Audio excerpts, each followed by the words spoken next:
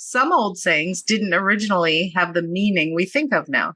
For example, the saying, great minds think alike, was originally, great minds think alike, though fools seldom differ.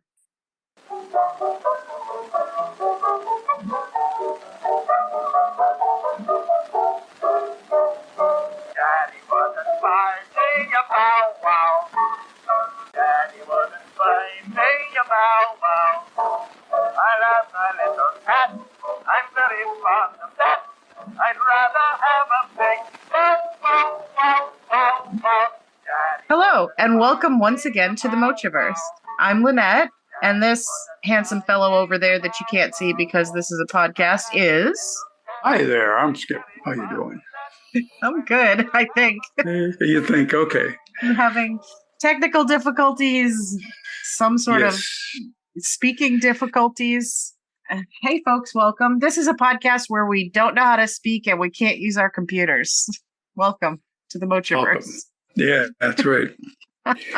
Feel like a bunch of rookies here. So it's a good thing we're not getting paid. That's right. Hey, folks, let us know in our email, mochiverse@gmail.com, if you are interested in us setting up a Patreon account where you can pay us. That would be nice. So today, we've got a bit of a fun one, if you can't already tell by the mood. Nothing too serious, but we thought we'd talk about some of the origins of common English and American sayings. This is something that you and I talk about a lot, Dad, when we have our phone calls. That's for true. Yep. Yeah, a lot of times you'll send me little snippets of articles, and it's just one of those things. I think both of us in social settings are those people who are like, hey, did you know that, this comes from this, or that is originally that? And, we get mixed results. I don't know if you get mixed results, but I get mixed results. Yeah, sometimes get mixed results. But then there are other times where people look at you and go, really? I didn't know that. So. Yeah, and then they invite me to their trivia nights at their bar, and I'm like, A, I don't drink. I'm not a drinker and I can't drink. And B, I can't do trivia on demand. I don't know about you, but like if somebody asks me a question about trivia, I can't gather it. It only comes out of my brain spontaneously. Yeah, trivia is one of those things, if it doesn't come to you right away, it becomes a strain. Yeah. Oh, yeah. And I mean, I have a hard time thinking about, celebrities' names, like when I'm trying to think of an actor in a movie. You forgot Kevin Bacon's name earlier. Everybody knows who Kevin Bacon is, but I do the same thing all the time. Sorry, Kevin Bacon. We know who you are. Don't worry. That's right. You can walk among us and we know who you are. Sorry. Yes, exactly. But sometimes we just can't think of that name. That might be a problem somewhere down the road, but for now it's just weird human stuff. Mm-hmm. But yeah, so if folks, if you're like us and you're interested, or if you were wondering about some of the origins of more common sayings, you've come to the right place. If you've never wondered about that sort of thing and you don't find that sort of thing interesting, I mean, to each his own. First of all, thank you for listening, because I'm sure it's because you're one of the friends and family that we've been telling, hey guys, we have a podcast. Listen to our podcast. And you just don't. Where is it? There we go. Yeah. They're just not really interested in any of the subject matter. So thanks, friends and family who are listening anyway. But I mean, I hope you enjoy yourself. So anyway, we picked a few. We have a long list, but we picked a few. The first couple that I picked were ones that you gave me, actually. So I don't know if you want to refer to our notes and give us your idea as to why this one made the list, the first one.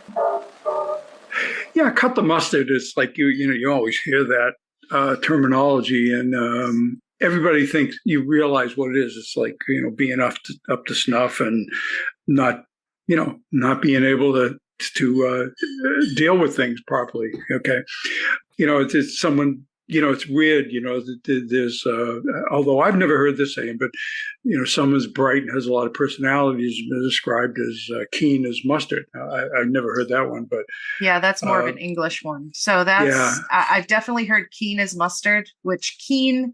So the term keen in the UK means a lot of different things.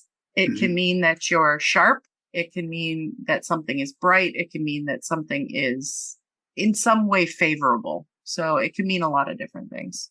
Yeah. So you found some things when you were doing your research, and then I took up the research and I found some other alternate, views on what the actual origin is for people using this. Like, why do we say this? I thought that was the most interesting part of this research on a lot of these, because some of them you were sort of expecting to find an unusual use, but most of them I found there's arguments still about where it actually came from.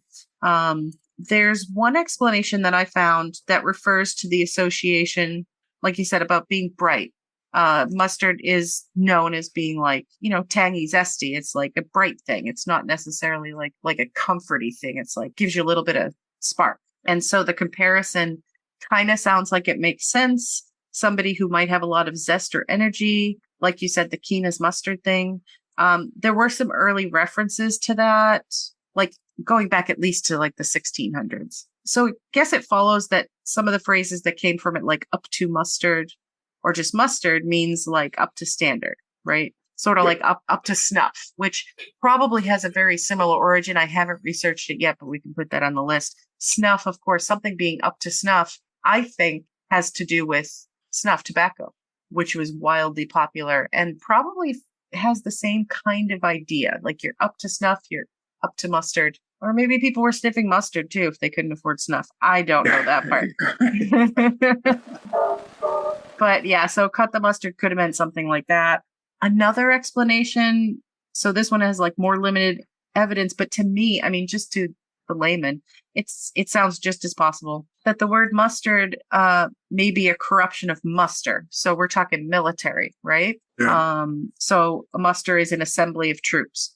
And it could go back to pre-Civil War US when someone may be referred to like as passing muster, somebody who's able to make the cut. So you pass muster, which means you made it into the troops or whatever. And so you could see how cutting the muster, passing muster could be related. It doesn't have a lot of written evidence. And then it kind of falls apart a little when you think about failing to pass muster would result in being cut, but it's like the opposite of the way we use cutting the mustard. But it sounded compelling when I first saw it, so I thought I would include it. Ones that were interesting that I didn't think until I started doing more research was there were a couple of different references to mustard itself as far as a crop. So as we know, mustard is like a seed, comes from a mustard plant. And when you were cultivating this plant, it was recommended that to prevent overgrowth of a crop, you should cut the plant before it's gone to seed, which is something we know if we do any gardening at home. There's certain things you want to cut, like especially herbs too. Like you want to cut dill or garlic, I think, or certain onions before they go to seed or do flowering, because it can kind of mess with the flavor. It could have followed that if you didn't cut your plant at a soon enough time, maybe you're just a really shitty farmer and you just can't cut the mustard. Somebody who doesn't do it right has an unsuccessful crop. Also related to crops, like the process of preparing the condiment itself. So this one was really like compelling at first, but then I get mixed feelings on it. So they think it might refer to the way you would cut the mixture of ground seeds with various ingredients to make like a tastier mix, because mustard isn't just like the seeds. It's like other things like vinegar and spices and all this kind of thing. So if you made a successful recipe using mustard seeds or adding the other ingredients and you were successful at it, well, you could definitely cut the mustard. Like you knew how to cut that stuff to make it good, I guess, if that makes sense. The one that you brought to me at first when we were first talking about this was that it could have referred to like the delicate and maybe labor intensive task of cutting mustard seeds, something that might need precision and skill, so that if somebody can do that well, they can cut the mustard. Right. Which made sense when you told it to me, and it makes sense in an article, and it probably made sense to whoever wrote the article. But then I was thinking about that personally. So I'm not like a professional mustard person or anything like that. I'm not a chef. I don't make things as often as I'd like to. But to my understanding, if you're making mustard, you actually don't cut the seeds. You grind them with a mortar and pestle. So you're not cutting anything. I think the one I talked about before about making a mixture of mustard from mustard seeds would be more relevant to cutting, as in like when you're cutting a mixture, like as in cutting drugs. Yeah. When Yeah. you're cutting the cocaine with like baby formula or something. Yeah. That makes Something. more Yeah. sense, right? Cutting the mustard as far as cutting mustard seeds to make mustard, I don't think that works because I do think they use mortar and pestles to do that. I could be wrong, but and also like the fact that the mortar and pestle definitely predates knives. Like Right. mortars and pestles were like pre-civilization, pretty much. Okay.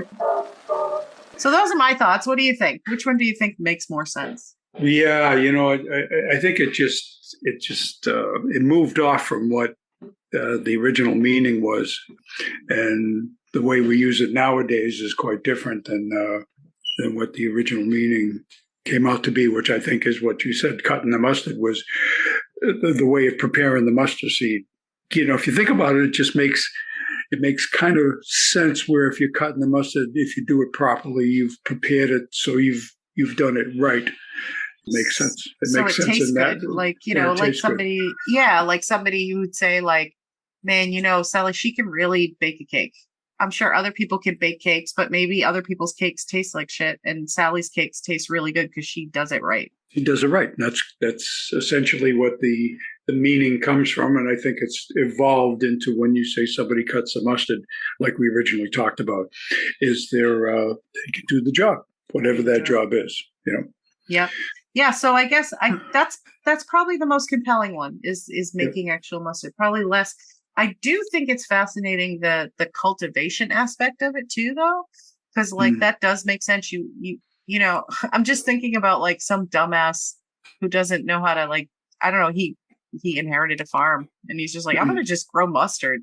Oh, I don't know how to do this, and like the mustard is just flying everywhere on the fields, and just seeds are everywhere, flowers are everywhere, and the neighbors are walking by going, wow, that dipshit just cannot cut the mustard.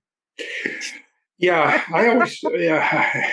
it's crazy. I always find that my thoughts of any of these things like processing food, when they come to use certain spices and stuff, is that, how did they know to use it? Right. That always sort of is always in the back of my mind. Oh yeah, I mean it's like the mushroom thing. I think I saw something on Facebook somewhere, like, how wild is it that people started eating mushrooms, and they're like, well, this one tastes like steak a little bit. This one made Billy die, and this one makes you see rainbows. Like what? Right. What's happening? Like, how do you decide to eat things? I think that's the eternal question. When did we learn that this is okay to eat? It'll keep us up at night. Exactly. There was a time when certain cultures thought that tomatoes were poisonous. And it actually wasn't that long ago where people didn't want to eat tomatoes because they thought they were poisonous. The next one was head over heels. And that's the one that always kind of gets me is when I think about, I know where people use that meaning when they say someone's head over heels, but and the reality is that's the way we are normally. Our heads are over our heels. So hopefully that's right. That was my first when I started looking at that. I go, well, you really can't be head over heel. You're already head over heels. So, right. But I understand why they use it. The imagery of being topsy turvy when someone's in love. So right. So, and then at first, we without looking it up, and you and I had this conversation. I was trying to come up with ways that could turn into something, because maybe the saying was longer. Maybe it was head over heels over head over heels over head over heels. Like maybe you're tumbling or some way or something like that. But actually, it was a little bit more anticlimactic, which isn't a bad thing, because if you like research, which I do, finding out that something isn't as complicated as you're imagining it can also be cool, because you're like, oh, really? It's just that. So folks, head over heels sounds weird, because somewhere along the way, and they don't know where, we switched it, and the original saying was heels over head. Like as early as the 13th century, people were saying heels over head to talk about being sort of overwhelmingly in love with someone. Yeah, and that makes more sense. It does. And who the hell knows why we don't say it anymore? But there you have it. Somebody was probably trying to be contrary. Or something. Or you know what else it could be? It's like, so we have a lot of sayings in different regions of this country. People say sayings slightly differently, right? And I thought about that when we were thinking about the head over heels thing and like, why would you switch it? Well, I mean, I remember being corrected a couple of times because I said no rest for the weary, which is a thing people say, but actually the original saying is no rest for the wicked, Right. which more people say than no rest for the weary. But I've heard many people say it both ways, and I always used to say it as weary because it makes sense to me. There's no rest for tired people, but also no rest for the wicked. It kind of goes back to a time when we were all wicked and there's no rest for us, sort of thing. Because we're just the wicked humans down on earth. Once we get to heaven, there'll be rest. Okay. I could see how we switched it just because it sort of makes sense. But also we say things like a lot of people say preaching to the choir. That's a common saying. The original saying was preaching to the converted, which I think both of them make sense in that, like, so, okay, if you're preaching to the choir, it's kind of redundant because that's not really much of an audience if they work for you. They're your choir. They're there to back you up with song. They're there to accentuate what you're saying by singing.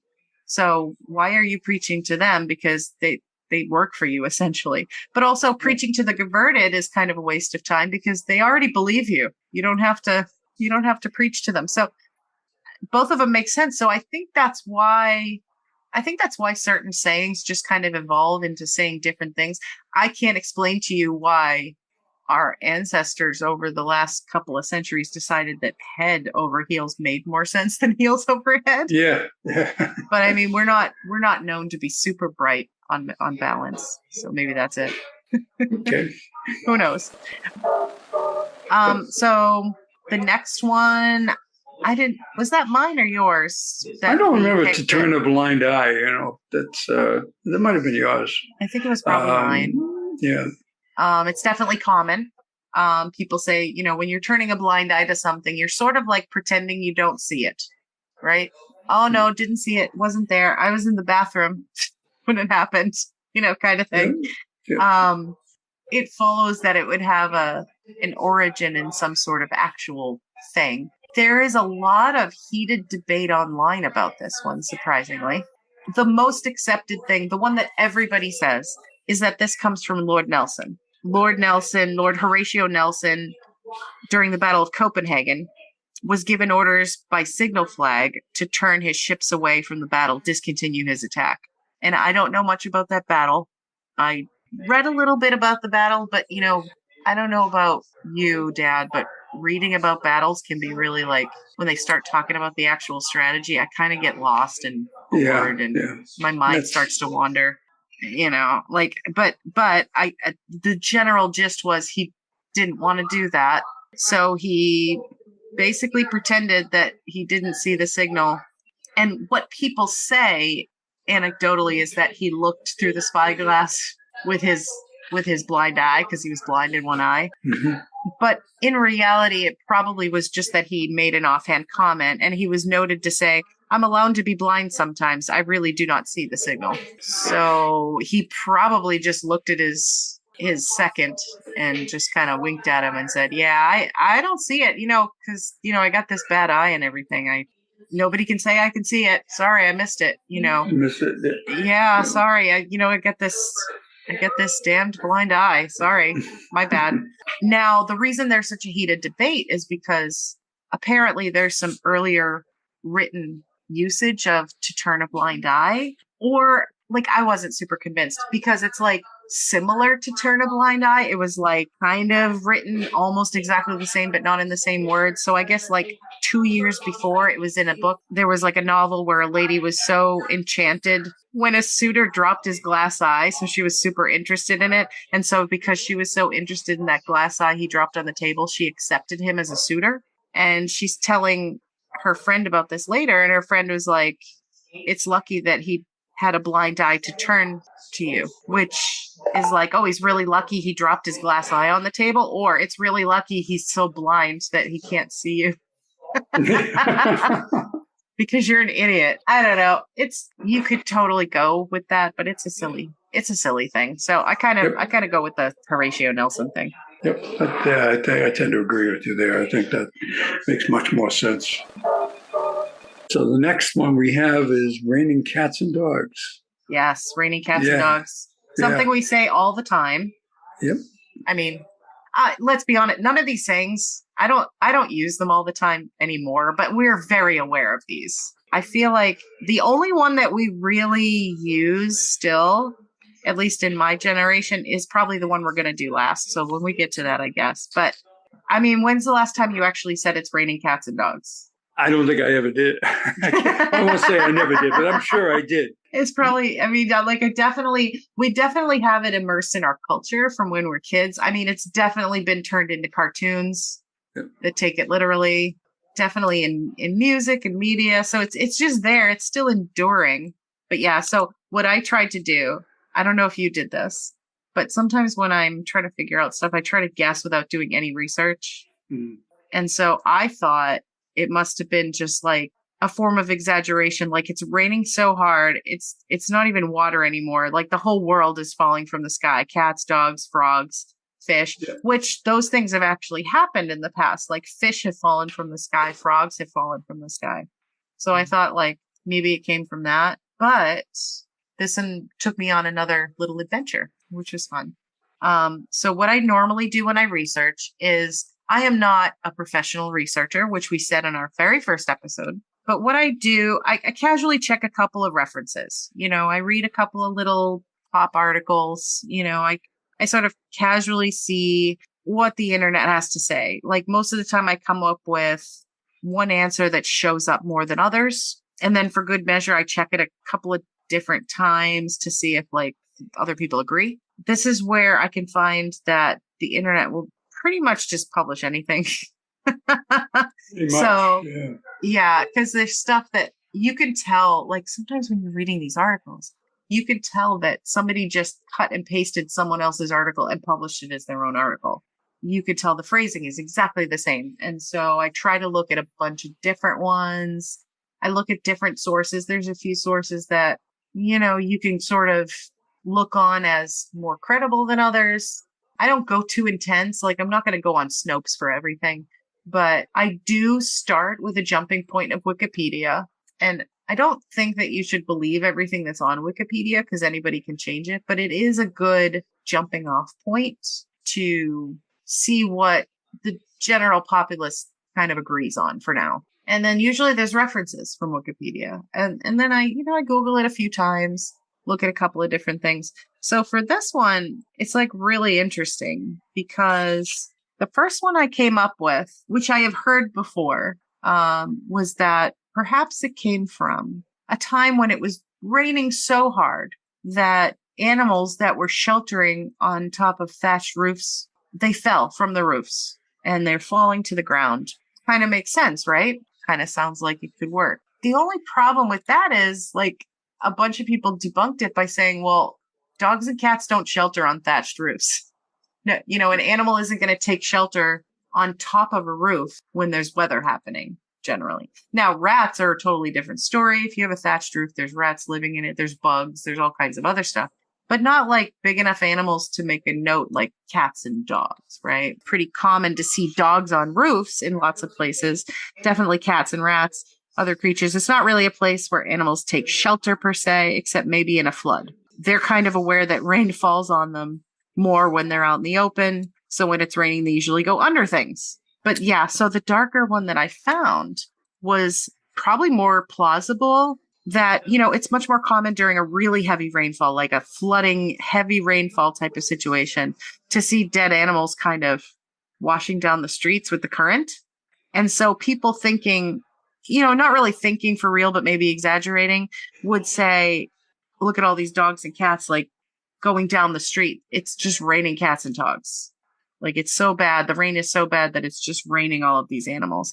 So that one makes the most sense. There was a poem that I stumbled across. It's by Jonathan Swift from 1710. And it was called A Description of a City Shower, which is like really, it's kind of gross. It has a lot of really striking, I'll say, imagery describing all sorts of detritus, gross things flooding streets after heavy rain. I mean, I'm sure he was making a point about cities being disgusting, which I'm sure they were in the 1700s, but it was like talking about all kinds of really gross things running through the streets and rivers after rainfall. And he did talk about cats and dogs in that poem. Okay, so our last one today is Mind Your Own Beeswax. I'm sure we've all heard that one. Dad, you've definitely heard that one, yes? Oh, yeah, I've heard that one. And mind your own business. I always figure that people said that because they didn't feel like saying business. Right. It's sort of just, I had no idea that this had an origin that actually had to do with beeswax. And you know what? Frankly, it could possibly not have a real origin that has to do with beeswax. It could very easily just be like, I don't know, it's funny to say beeswax instead of business. Like that might be the case, Yeah. Yeah. People write things and then all of a sudden they're true, and why not? This isn't important, folks. This is not, nobody's life is going to be changed if you learn about why we say mind your own beeswax. So it's just fun. Mind Your Own Beeswax. So I looked for it, and the first one I found suggested that it might have come from colonial times, when women, and it was always women, would make beeswax candles. Here's the first thing I want to say. Whenever I made a beeswax candle, you go to like the Topsfield Fair and that bee building at the Topsfield Fair. Oh, yeah. And you like to look at the bees and you're kind of a little bit afraid, but they're inside a little box and they won't touch you. But then you go, if you're a kid, they take you to a little table and they give you like a sheet of beeswax, and you can roll it up and make a candle out of that, like put a wick in the middle, and that's your craft for the day. And that's how I've always made beeswax candles, but I don't think they did those. I think they melted the beeswax. Now I've also done, I think it was either Girl Scouts or school, because we are in Salem, or elsewhere in Massachusetts, we did a lot of colonial stuff, right? They would teach us how colonial people lived, and for better or for worse. And we did the dipping of candles. And it's like, you just take a wick and you dip it like so many times. You dip it like 8 million times, and then you wait, and you dip it again, and then you wait. You do it like 1 million times, and then you snip off the wick, and then you give it to your parents, who are supposed to be like, they're supposed to fake being excited about the thing you made. That's wonderful. Yeah, I worked really hard. That's my blood, sweat, and tears in that candle. Like, you better put it on the knickknack shelf for 15 years and then give it back to me when I get my first apartment, so I can accidentally set fire to the place because there's 15 years worth of dust on it. But I don't think you actually did that. I don't remember giving you a candle. I think I gave you other dumb stuff, though. Did I give you crafty things? Yeah, you always crafty things. Used to go to the House of Seven Gables, had a daycare center. Right. And that's probably where you did that. And they were always doing little projects, crafty projects. That's right. I loved that place. That was like my favorite place. And it's it's still running, I think. It was a really nice, it was just like a daycare after school program, but even before school was daycare, right across from the real House of Seven Gables. And we did cooking stuff. We did drama stuff. And they had this really cool, like, jungle gym that took up like the whole yard. Mm-hmm. I remember one day it was like clay, but the older fashioned term for it was plasticine. I don't know if you remember that. We made a thing called peanut butter plasticine, and it was edible Play-Doh, basically. No. And I thought that was just the shit. I was so happy. We got to make clay, and then we got to eat it afterwards. And then whoever picked me up, I don't think it was one of you guys. I think it might have been like an aunt or something, picked me up. And I said, I made peanut butter plasticine and you can eat it. And I ate it. And I remember whoever it was saying, oh, you ate the evidence, huh? And I didn't know what that meant at the time. Yeah. Like, what do you mean evidence? Like, But yeah, I have a few really good memories from that place. Also, memories of getting chicken pox when I was going there. I remember my first little chicken pox that I had because I remember it was the one on my forehead. And I remember picking at it while I was there. I also remember the one time I got sick there, which was, I don't know why I keep remembering that, but yeah, that place ruled. Anyway, so beeswax. Yep.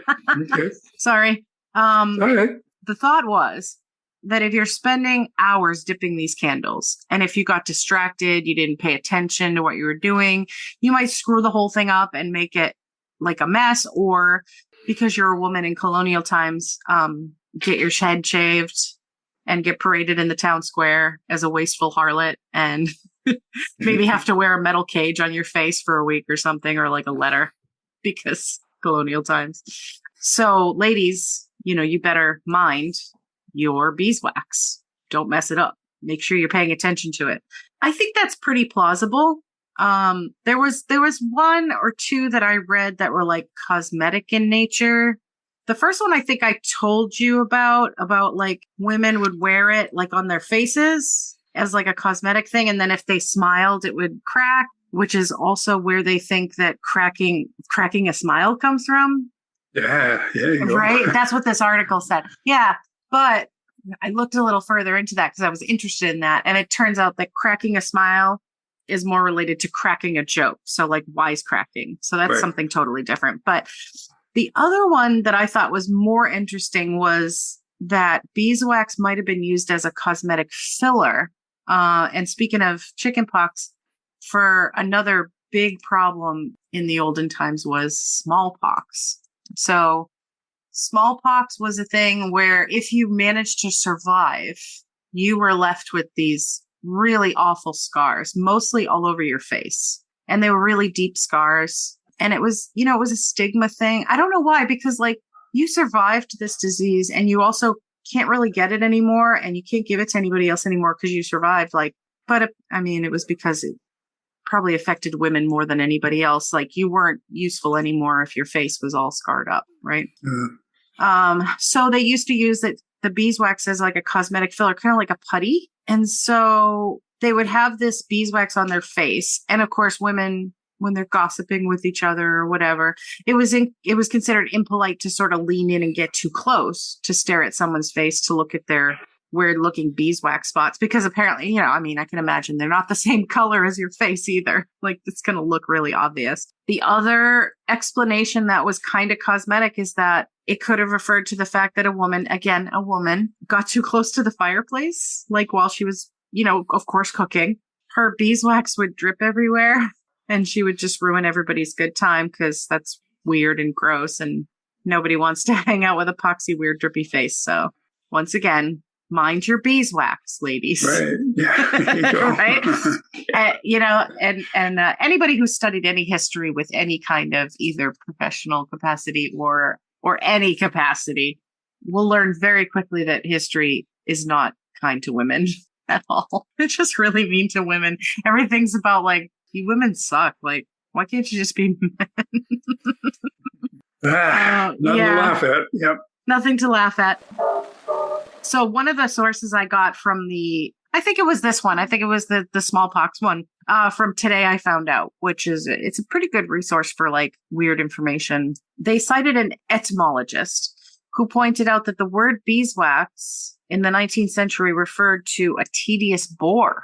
So it's also possible that mind your own beeswax could have been used as like mind your own, beeswax. Like, in other words, to say like, hey, keep to your own affairs, you annoying, boring person. So that was really interesting.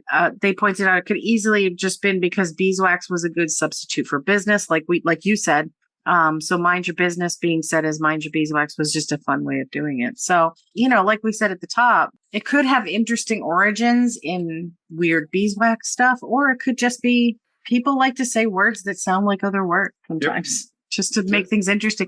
I can't imagine life was too interesting before, literally any kind of entertainment that we have today. No television, no radio, no Colonel. They didn't even have that many books back then. It was like, no. It was like, they did have books, but I can imagine colonial people weren't allowed to take a lot of books with them when they settled. in the United States. So they probably had like 2 books they've already read, and then they get to read leaflets from like Benjamin Franklin. Oh.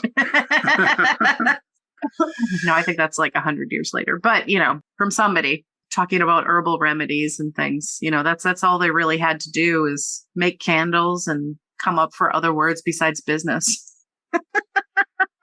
This is true. It seems to me that would be the most likely, in my opinion, I mean, it's true. I mean, and especially in the English language, I don't know, but I can imagine that other languages have this thing that we have where we like to play with words a lot. Like the English have a tradition of the rhyming slang, where they just like to have a little fun with it. Of course, the Cockney rhyming slang supposedly came from youths who were trying to say things in front of cops without being caught. But that might be anecdotal too. We'll have to look into that for a future episode, folks. But yeah, and then there was one other thing that I saw that actually looked really interesting. So as you guys probably know, people have been using some form of wax to seal letters since ancient China. But it was really popular until like the 16th century. And so one theory about minding your own beeswax would refer to not nosing into someone else's private letters and opening them up. So because they're sealed with the wax. So that kind of makes sense too. So like Mr. Darcy, why don't you stop reading those love letters from Miss, I don't know. I haven't watched that in a while. I haven't read Pride and Prejudice in a while. Something about the groundskeepers. No, wait, I think that was Lady Chatterley's lover. I think I need to read more again. I think I need to get back into reading. Should we do a book club podcast instead, Dad? Yeah. Let's just scrap the whole idea. Yeah. Do a book club podcast. Despite not being able to find a lot of concrete sources for that one, I did find that one really interesting. And it was like the last one I looked at because it's long-standing. It's kind of general. I do maintain my position about women being chastised for all of their behavior, but that's still accurate. But I think it's kind of a toss-up between sealing wax, which may or may not have been beeswax, but there aren't too many sources in olden times for wax. So I imagine most of people's wax came from bees until they were learning how to derive it from other sources. I don't know where paraffin comes from, but I'm sure it was bees first. And then the sort of just coincidental thing. I don't know. The smallpox thing seems interesting too, though. I'm torn. Maybe it's all of it. All of the above. Yeah. All of the above. Yep. Yeah. So, I mean, folks, feel free to send us an email and let us know what you think. We are at mochiverse@gmail.com. And also, I hope you guys are enjoying this. We're really enjoying it still. I know we just started and everything. We're still getting used to this whole thing. I did a podcast before, but it's been a while. But, my dad and I like to talk a lot. So we figured this was a pretty natural progression. And I think once we get our feet a little bit, I think this is going to be a really enjoyable thing. Yeah, I think so. I think we've talked about in the future, we'll do other subjects. Oh, yeah, absolutely. I like to do a mix of, I'd like to do some biography ones. I'd like to still do, I still like my weird history stuff. I really love these little general knowledge trivia type things. We've got some really interesting ideas coming up soon, guys, because my dad and I, we've been scheming. We've been sending emails back and forth. We've been talking about some ideas and hopefully they come to fruition soon. We got lists going. But again, give us your feedback. Let us know if you have some ideas. We hope you enjoyed yourself. And if you can, I hope you make sure you tell everyone how great the Mochiverse is. There you go. Yeah. If you have questions or suggestions for a future topic, shoot us an email. Once again, that email address is mochiverse@gmail.com. That's MOCCIAVERSE@gmail.com.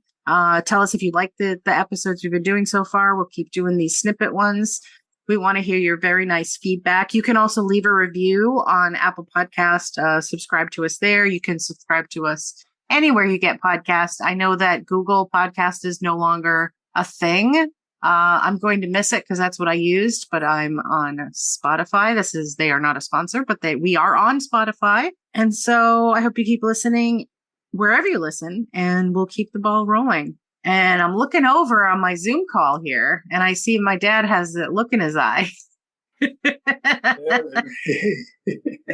So I think he's up to something. Just brace yourself. Yeah, exactly. Hey, I got a million of them. No, I have this joke about putting in a light bulb, but I'm afraid I'm going to screw it up. Oh, okay. I also have a joke about chemistry, but I don't think it'll get a reaction. And a joke about banking, but I've lost interest. Oh my God. Okay. I also have a joke about cows, but I don't want to milk it. Joke about kites that just sail over your head, though. I have a scary joke about math, but I'm too square to say it. Oh my God. Yeah, I like that one. Yeah. I have a joke about construction, but I'm still working on it. Oh, okay. Also, I have a joke about time travel, but you guys didn't get it. See, that's my favorite one. Okay. Okay. Also, I have a joke about being an electrician, but it's too shocking. Oh, yeah, it's too shocking. I have a joke about hunting for fossils, but you probably wouldn't dig it. Oh, God. Yeah. And I still have other ones. I have a joke about flu, but the flu. I hope you don't get it. Oh, God. Joke about statistics, but it's not significant. Oh. I also have a joke about pizza, but it's too cheesy. Oh, yes. Yes, it is. Okay, you have to stop. Right. Yeah, that's enough. I got to stop. Okay. Yep. Okay. All right, folks. Thank you for listening. Bye. Bye-bye. Daddy was a finding a bow wow. Daddy was a finding a bow wow. I've got a little cat. I'm very fond of that. I'd rather have a big bow wow. All my pages are out of order, but it doesn't matter. It's raining cats and dogs. It's raining. It's raining water and minerals. Yeah, it's really. Sky.